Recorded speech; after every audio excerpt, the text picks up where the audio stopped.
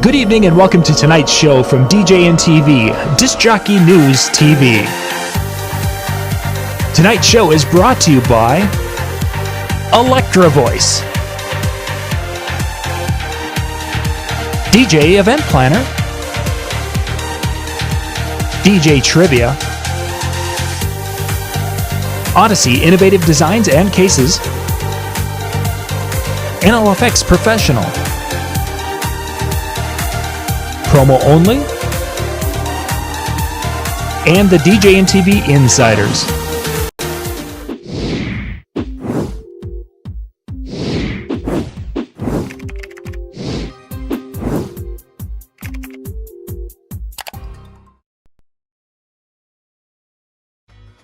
DJ Event Planner will change the way you manage and run your business. Streamline all of your procedures and software into one easy-to-manage system. DJ Event Planner, the ultimate online planning tool.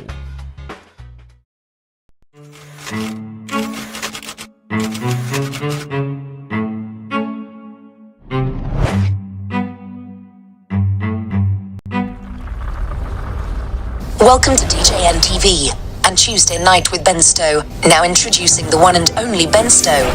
Yeah, baby! Yeah. Hey, good evening and welcome to Tuesday Night with Ben Stowe, because tonight is the night that we talk to Ben Stowe. And of course, Donnie Lewis already pretty much concluded this show for us. Yeah, he pretty much said it all. I think we could just kind of wrap this up. So it was a great show. Thanks, Donnie.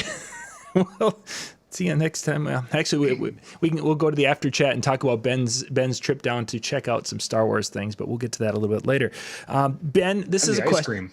And ice cream. Oh, yeah, that's right. You're gonna have to explain that to me. That looked. I don't even know if I could grasp what I was seeing. We'll just go with that, and we'll come back to that a little later. All right. So, this is the time of year when we're getting ready for wedding season. DJs are looking at that. A lot of people are thinking, I've got some friends getting married. They want to get gear. They want to do this. And really the question becomes is we can go high end with our purchases, and we can get something in the middle, or we can get something on the lower end. There's a gamut from pretty much all the major manufacturers, and then a lot of not major manufacturers. The boring topic. Sorry, I just had to yawn. Yeah. So my question is we've talked on past shows about the whole buy once and you have the pain once type of thing, but not every DJ's in that. So for those DJs who are wondering, they both in essence sound good when they test them out wherever they are. What are some of the things that really separate the different lines of quality of gear when you're going from more of a cheap to a more of an investment? Well, I'm going to start right out with the controversial, and I'm going to probably make some people mad here, and I'm okay with that, because you said, they listen to them and they both sound good. And I will say this, I think there are some DJs out there that have excellent ears. And there are some DJs out there that I think are absolutely tone deaf. Yep.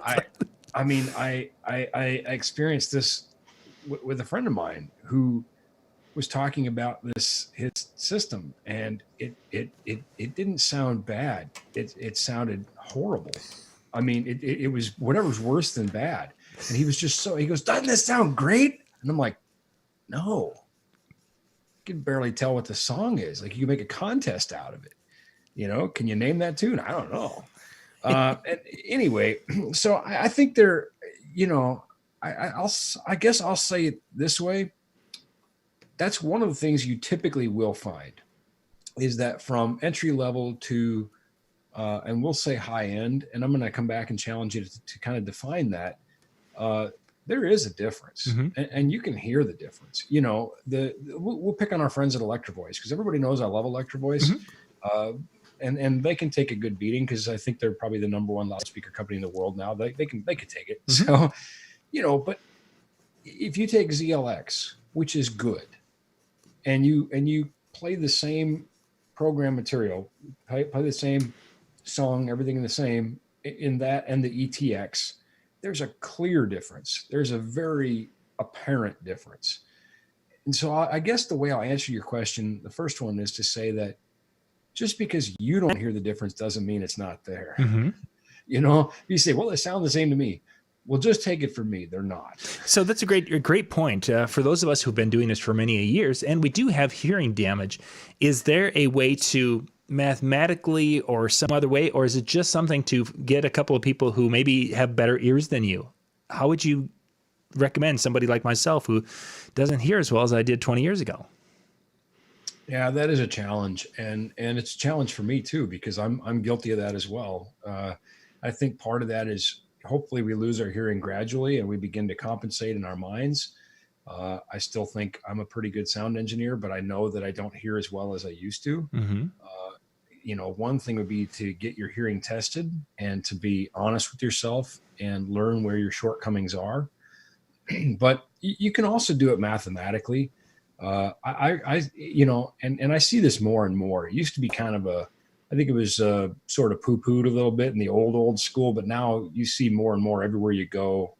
Touring engineers have SMART or something running because it gives us a mathematical, unbiased measurement that allows us to validate and quantify what we're hearing.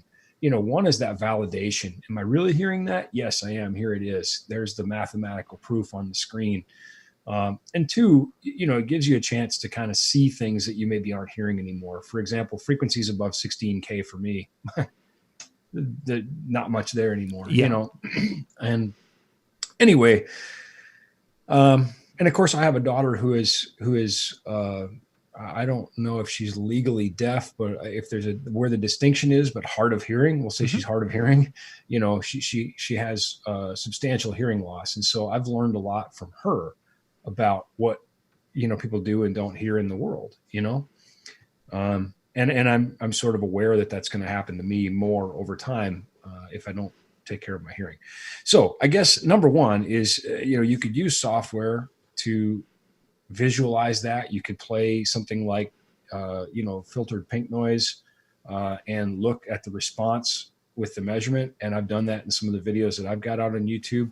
There are some things to be aware of though, and that is that very often we're taking these measurements in rooms that are not anechoic or acoustically perfect, so the room is going to have some factor in the measurement too. Now if you have two speakers in the same room and you have two measurements side by side, the room is equal for both. You could say, okay, well, the room has probably the same effect for both, but I guess maybe the simplest answer you gave was to ask a few other people. Sure.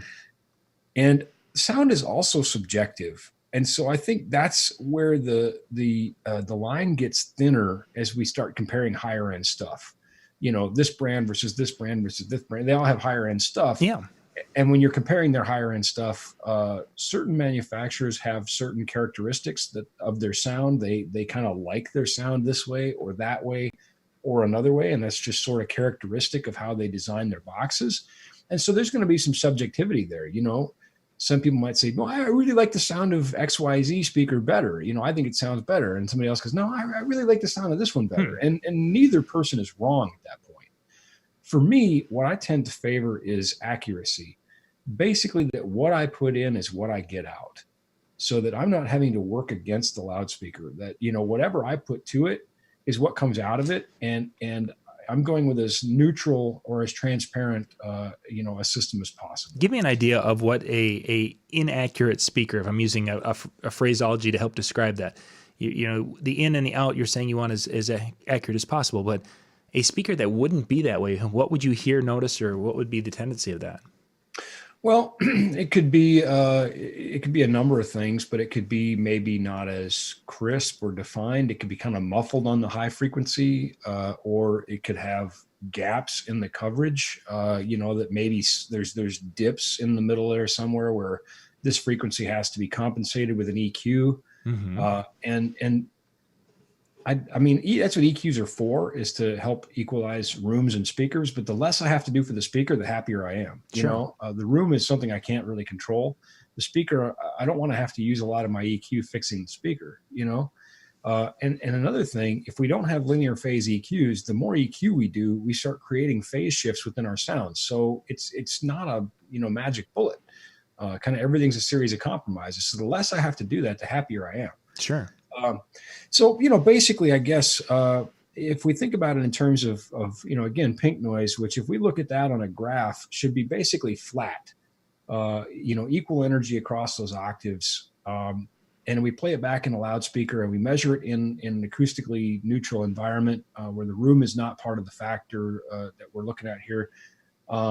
If the loudspeaker was perfect, it should be flat also. Mm-hmm. No loudspeaker is perfect, but the more that I have to do to achieve flat, the more I'm using up those resources just to compensate for a loudspeaker. Sure. And now, the second part of that is when I hear the loudspeaker right on versus a little bit off axis, the loudspeaker says, okay, this has 90-degree coverage. Okay. But does it sound the same at on axis as it does at 90 degrees? If not, the experience for those people isn't the same. So, what I'm hearing on axis if I'm mixing is not what somebody that's sitting in the side seats, or just even, a little bit to my left or my right, they're not hearing the same thing. Therefore, the mix is not right for them. So that's also important to me. How consistent is it across its arc of coverage? Now, but that would not be something you could fix with an EQ or really any software. That's a design element, isn't it? Absolutely. Yeah, you can't fix it because what you do is just going to be adjusted across the whole plane of coverage.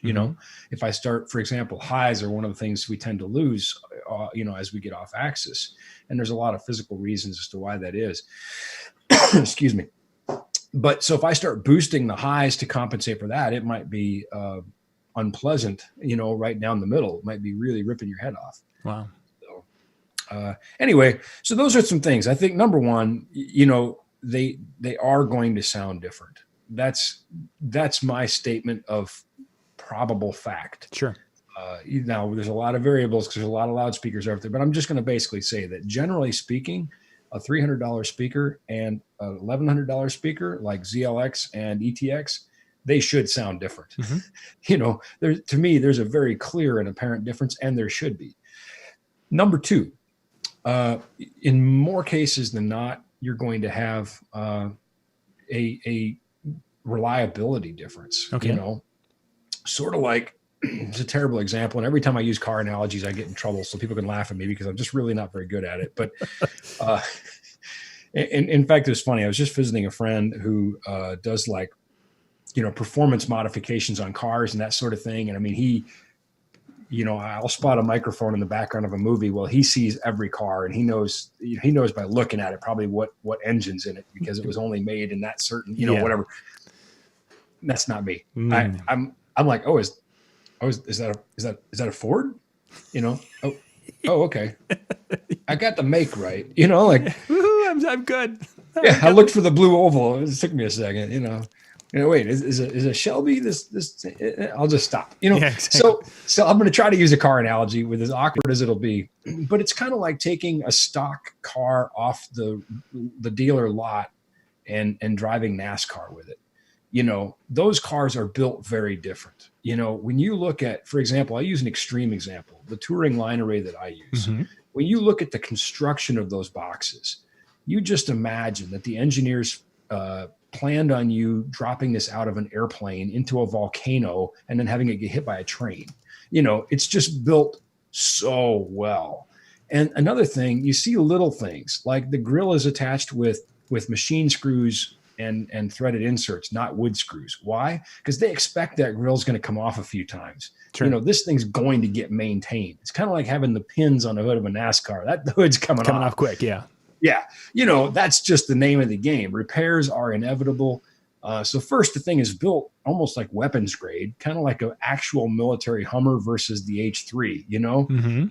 They're really different. One is really built for war, and the other one just looks like you're going to war, And that's probably a great analogy. And that's not to say that ZLX is at all bad.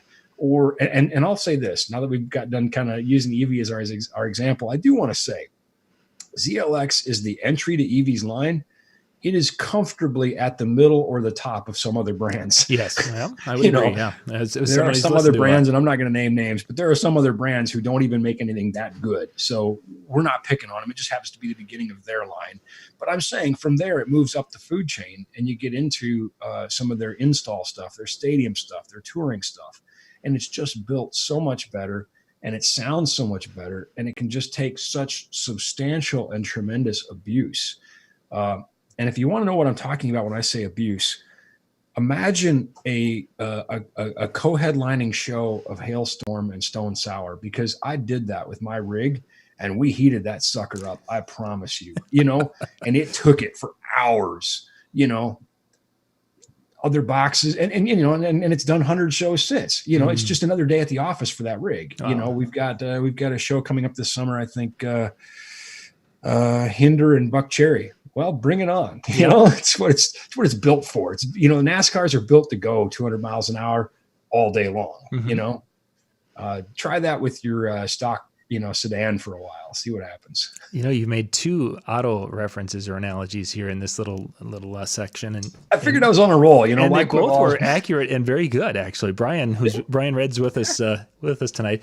Brian's going to be pretty proud of you there. He'll be like, "Wow, Ben's been studying." Yeah, I'll quit while I'm behind, I think. So, maybe it was that time I spent with my friend in Florida. He'll be relieved. He doesn't watch this show. He's not at all interested in what I do. But yeah, not so much. But that's right. So those, I think, are the key differences. Just overall price equals performance most times. Now, I wanted to challenge you to quantify what is high end, because I think that's a really difficult question to answer. And I think that, we've talked before about having the right rig for the gig. Yes. Should everybody have a high-end system? Oh, absolutely, of course, because money grows on trees. Oh, of course, yes. Wouldn't everybody want to? However, physics is unrelenting, and we've talked about that many times. ETX uses 18 millimeter birch. It's heavy. It is, yeah. And it's funny. It cracks me up because I have a compact, lightweight line array box in the X2. It is categorized as large format, but it's actually a fairly small box, which I love because it's truck space and weight. But these small, lightweight, compact line array boxes weigh 94 pounds a piece. Ugh. And we're lifting 12 or 16 of them in the air all the time. Now a motor is, I'm not. Yeah. But in the DJ world, people tend to kind of lose their stuff when it gets to 50 pounds. They're like, that's heavy. Yeah, how are we going to get that up? Yeah. But again, that helps quantify, that helps explain the difference to go, yeah, no, not really. Because a 50-pound box simply wouldn't survive in the world I'm in. Now, does that mean you all need to go buy that kind of rig? No, absolutely not. Not unless you're doing what we're doing with it, right? You don't drive a NASCAR to work, Right. Maybe kind of fun probably, but Winston Cup, Busch Series, whatever. I guess it's not Winston Cup anymore, is it? It's it shows you what I know. What is it? Monster? I would have gone with that. It sounded good to me. You're Brian, help me out. It's I don't know. Doesn't matter. So I think I'd have to say let's quantify high end. There are Maui has not Maui, LD Systems, which makes the Maui, has their Porsche inspired column speaker, which is like $3,000 or $4,000. Does it sound better? Yeah. It should. Does it outperform the other less expensive boxes they have? I would say yes. A lot of what you're paying though is for the aesthetic and the look and the design. Again, it's Porsche inspired and you're probably paying something for the name. Yeah. Will it get you more clients? I don't know. I couldn't tell you. That's an individual thing. Is it worth it for you? I don't know. I think there definitely is a payoff. Again, I plan to run my system for 15 years. Right. That's longer than the lifespan for most typical DJ speakers. And that kind of brings us to what Brian was just wondering if we had hit, is longevity. When you're talking about a quality sound system, the expected life of that for your performance, 15 years in your particular case. Yeah, and that's not going to be without maintenance, of course. But again, those grills are attached with machine screws because they're designed to come off a lot. I'm happy to report that, I've had very, very, very minor maintenance to do on them, but that's going to increase as the boxes age. That's just fact. Transducers are moving devices. They're going to wear out. There's going to be failure. That's just how it works. But yeah, longevity certainly is a thing. And so, I think that we should not try to get away as cheap as we can, but that's an individual choice. I think you're going to enjoy better sound. I think you're going to enjoy more reliable sound and a longer lifespan when you get into better boxes. But at the same time, there is a point of diminishing returns where what should you spend? What is high end? Where do you stop? Is it $1,000 a box? Is it $1 million sound system? That really depends on what you're doing. Yeah. I realize our target audience, which I love our target audience, by the way, are typically doing small corporate events and weddings and that sort of thing. If you plan to do arena shows with Stone Sour and Hailstorm, you better spend $1 million. That's just the way it is. Right. If you don't, one, you probably won't get the gig, and two, if you do, you won't have anything left of your sound system after. I mean, you'll be burning embers hanging from the rafters, But anyway, that would be ludicrous to do, in the DJ realm. I just can't think of an application where that would make sense for typical DJ wedding function, right? So yeah, certainly common sense has to prevail here. That it would. $1 million. Yeah, they were having fun with that. Well, it's a round number. Yeah, exactly. And well, when I posted the little hand sanitizer picture a couple of days ago, that I found some at Dollar General up here in Minnesota, and it's like I'm taking bids, and the $1 million from Dr. Evil. Boy, that is just crazy. I vowed to myself that as much as I wanted to get into the coronavirus thing today, I wouldn't. But I'll say this. If you're one of the people hoarding soap, and hoarding hand sanitizer, I mean, it's okay to have what you need, but if you're hoarding it, let's use a car analogy. I don't have any more. Come on! We could have had we could have had a hat trick. 2 successful car analogies, and if we've got a third one based around hoarding soap. Well, let me tell you this: if you're hoarding that stuff, here's a little wake-up call for you. You got to keep other people's hands clean too in order to get rid of the virus, you dope. So stop it. Stop it. Because they have to wash their hands and they have to clean their tushies. And if you've taken everything, they can't do either. I don't get the toilet paper thing. That's another thing. By the way, this is so, we just had a big long get to know Ben session at the conference, and I did enjoy that. It was scary to be that vulnerable and to be, open about those things, but I feel good about the presentation that I gave. In case people are wondering what I was thinking about doing, what Ben wanted to be when he grew up before he kind of stumbled sideways into the sound industry, which, by the way, I think everybody now, I love being in the sound industry. I can't imagine doing anything else. And I'm so glad that I'm here.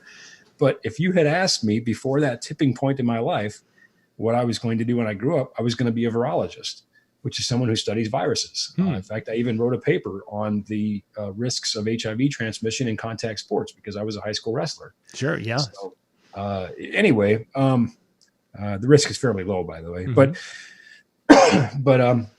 yeah, so this has been a really interesting thing for me to kind of watch in that lens of ancient history of my life, to watch how we react to this thing and to look at the different sets of data and that sort of thing. So one, wash your, it shouldn't take a pandemic to have you wash your hands. That's just gross. Yeah.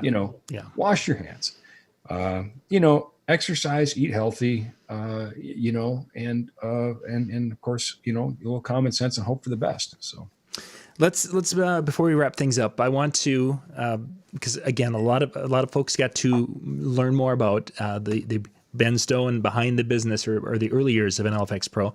If you guys are wanting to go check that out, go out to djntvtraining.com.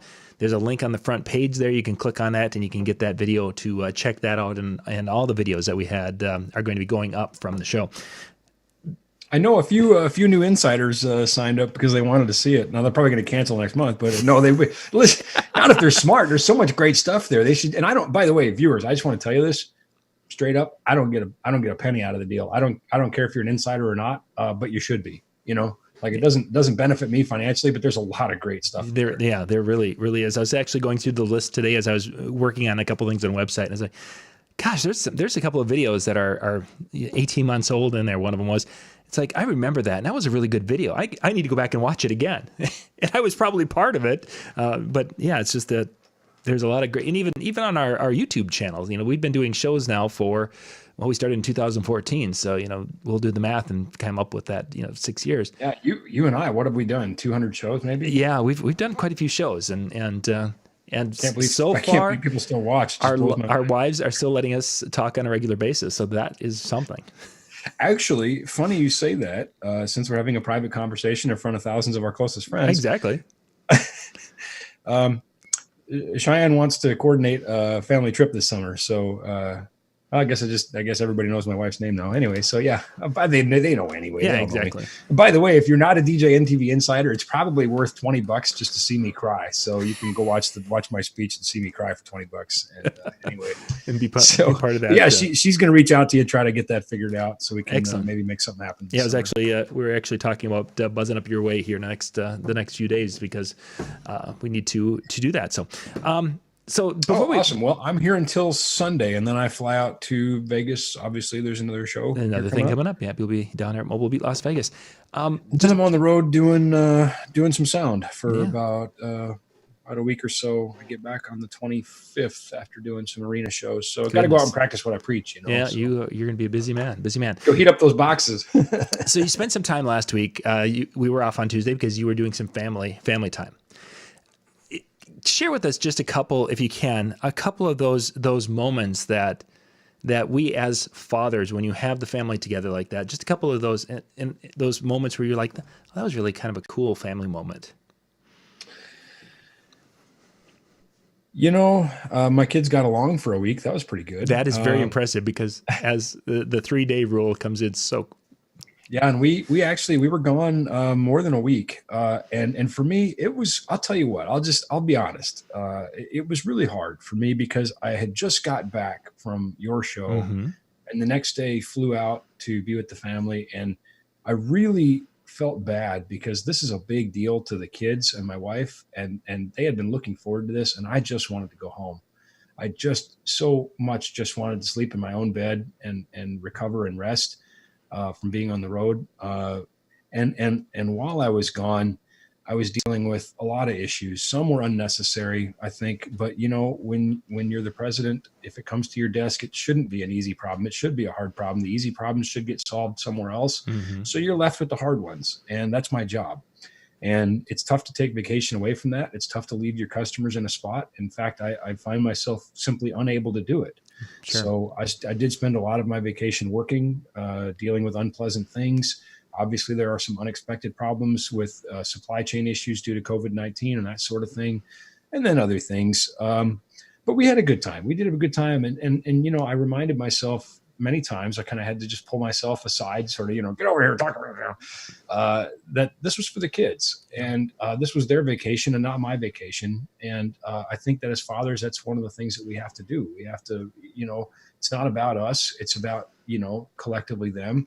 And because of that, because the focus was on them and having a good time, I did too. Right. Kids will help you remember what's important. And sometimes that's, just a bowl of ice cream or a toy lightsaber or just a laugh. Kids have a way of bringing you back to what matters, I think. So speaking of ice cream, seriously, what was that bucket that you had? That is called the kitchen sink. And it is at a place called Beaches and Cream on the Disney Boardwalk. And I had been told about it. And I was very fortunate that not only was my family on this trip, but also an employee that has been my coworker at NLFX for more than 25 years, and his wife. And in fact, I introduced him and his wife to each other 20 some years ago. And so they went with us, and it was, even though we're coworkers, it really was more like an extended family trip. Yeah. And we had a really good time. And he said, you got to check this thing out. Obviously he's known me for a long time. He knew that I liked ice cream, and I don't have I guess I could pull up the list here real quick, but I know it was 8 scoops of ice cream. Let me just let's see here. Yeah, it was like my big dog's dog dish size. Where it was huge. It was called the kitchen sink, and it looked like a kitchen sink. So 8 scoops of ice cream, half a cup fudge topping, half a cup butterscotch topping, half a cup peanut butter topping, 1 medium banana, 1 cinnamon spice cupcake. Well, that's what that was. 1 angel food. I just ate it. 1 angel food cupcake. I think I mentioned 8 scoops of ice cream of various flavors. 3 tablespoons of chocolate syrup. 1/4 cup marshmallow cream. 1/4 cup strawberry topping. 1/4 cup pineapple topping. Pineapple. An entire can of whipped cream. a brownie, 6 inch by 6 inch brownie. That's a big brownie. That is a big brownie. 1 regular size candy bar, 4 chocolate cookies with cream filling, 1 tablespoon sliced almonds, 1 tablespoon dark and white chocolate shavings, 1 tablespoon chocolate cookies with cream filling, 1 tablespoon. By the way, this entire list is on the Tuesday Night with Ben Stowe Facebook page, if you're curious. 1 tablespoon of chopped jellied orange slices, 1 tablespoon milk chocolate morsels, 1 tablespoon peanut butter chip morsels, 1 tablespoon chocolate sprinkles, 1 tablespoon rainbow sprinkles, and a half a cup of maraschino cherries, which that is the cherry on top for me, literally speaking. I enjoyed it. And now, first of all, when the waitress was telling me what's in this thing, I said, you're not scaring me. I don't think you know who you're talking to here. I don't think you know who you're dealing with. I have eaten the entire banana split at Peppermill, which I plan to do again when I'm in Vegas again. However, I didn't eat anything else for a while after that. We split this. There were 6 of us that ate this thing. But yeah, between the 6 of us, we did polish it. Polish it off. So it's great. When they serve this thing, they shut the lights off and they turn on like all these yellow police beacons, and they make a big deal because they figure somebody's about to die. So, you know, give them less. Oh, fun. It was delicious. And my kids helped with that, and we had a good time. So. Excellent. Well, Ben, we're going to wrap things up tonight. Once again, thank you, my friend. Good chatting. Next week, you are going to be then out of town, so we will probably be looking at 2 weeks or 3 weeks. Yeah, I think, you know what? I have an arena show on the 24th, which is a Tuesday. So so we'll probably be about 3 weeks then from tonight. Yeah. We'll be back, and then we'll get an update and have another show. I've got a series of questions that have been coming in, and I've been kind of holding those. So maybe we'll come back with another 10 questions for Ben Stowe. So if you guys have got questions, send those to me, private message those to me, so that way I can get these lined up, because there's nothing more fun than surprising Ben with questions about all sorts of things. Why not? Let her rip. Viewers, I'll miss you.